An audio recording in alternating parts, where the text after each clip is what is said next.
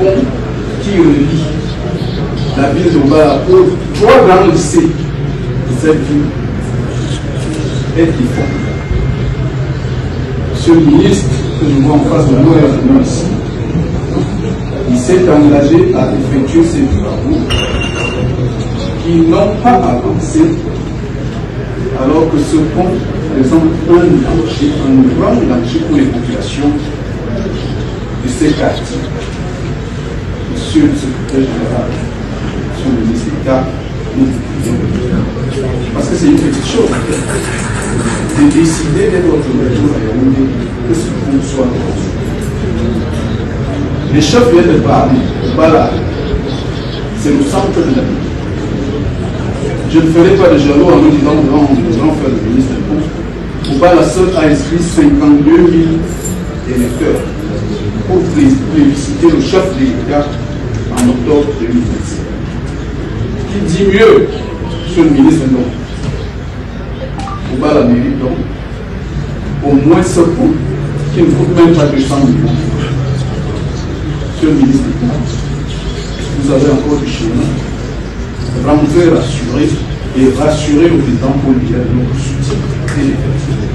Rarement un maire a osé défier un ministre en public, mais à Obala, Simon-Pierre Ediba a brisé leur méta en interpellant Emmanuel Nganou Djomessi, le ministre des Travaux publics, devant le secrétaire général de la présidence, Ferdinand Ngongo.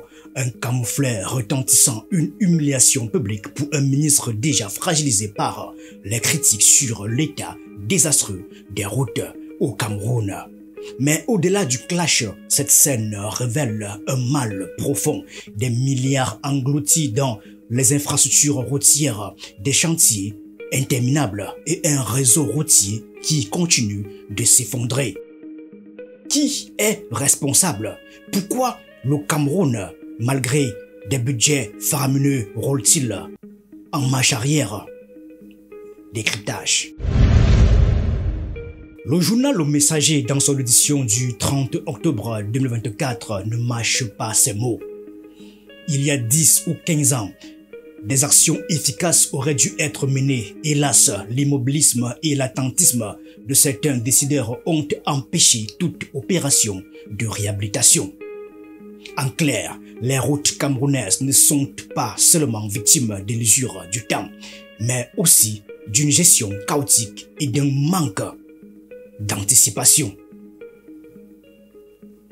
Quelques chiffres alarmants. 85,8% des routes de l'extrême nord sont en mauvais état. 80,52% au sud-ouest. 79,55% au nord-ouest. 74,42% à l'ouest. 70,91% dans l'Adamawa. Aucune des 10 régions du pays ne compte 25% de routes en bon état.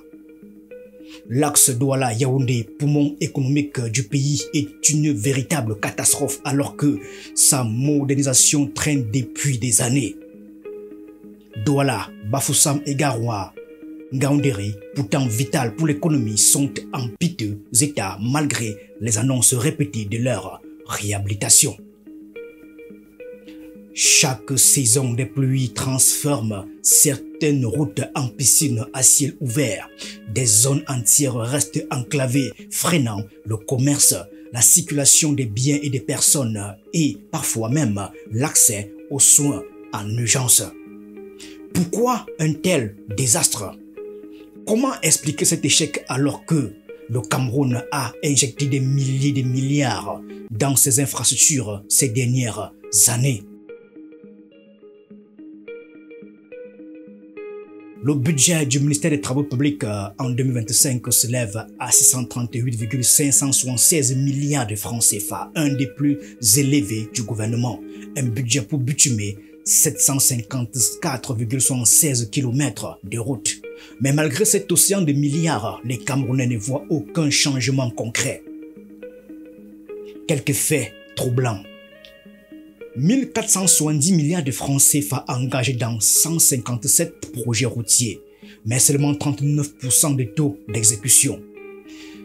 2170 projets d'entretien routier recensés, mais seulement 1884 achevés. 62 projets de construction et réhabilitation annoncés couvrant 8685 km, mais peu visibles sur le terrain. Entre 2016 et 2023, plus de 3000 km de routes ont été construites, portant le réseau routier bitumé à plus de 10 000 km. Mais les Camerounais roulent toujours sur des routes défoncées. Le ministre lui-même reconnaît des retards massifs justifiés par des problèmes financiers.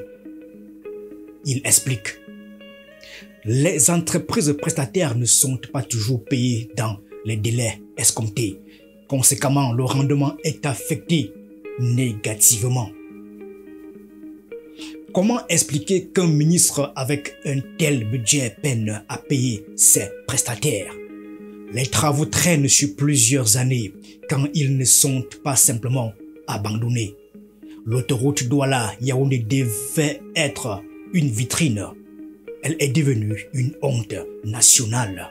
D'innombrables contrats de gré à gré, des surfacturations suspectes, des chantiers confiés à des entreprises chinoises ou locales sans véritable suivi.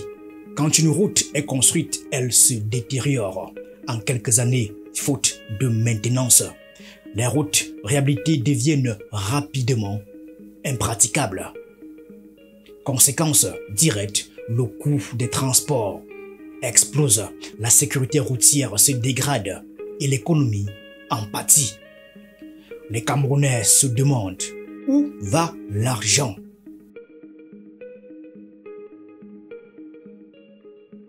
Le clash d'Obala a marqué les esprits, mais ce n'est pas le seul coup dur pour le ministre des Travaux publics Emmanuel Nganou Djomessi. Si les Camerounais se plaignent, Nganou Djomessi est aussi dans le viseur de ses propres collègues ministres.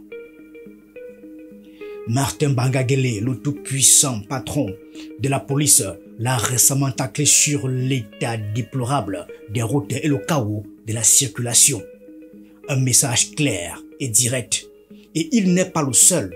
Dans les coulisses du pouvoir, plusieurs ministres critiquent discrètement sa gestion, exaspérés par les retards des projets qui affectent la logistique, la sécurité et même les déplacements des officiels. Même le SGPR Ferdinand Ngongo, d'ordinaire discret, aurait laissé filtrer son agacement face aux nombreux couacs du ministère des Travaux publics.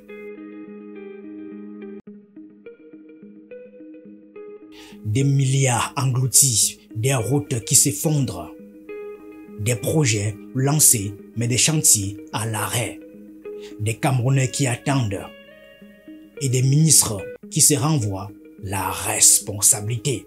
Le maire d'Obala a osé dire tout haut ce que tout le monde pense tout bas. Quand les routes sont bloquées, c'est tout un pays qui est à l'arrêt. Tant que les Camerounais rouleront sur des nids de poules, le pays lui-même roulera en marche arrière. Que penses-tu de l'état des routes au Cameroun? Dis-le en commentaire.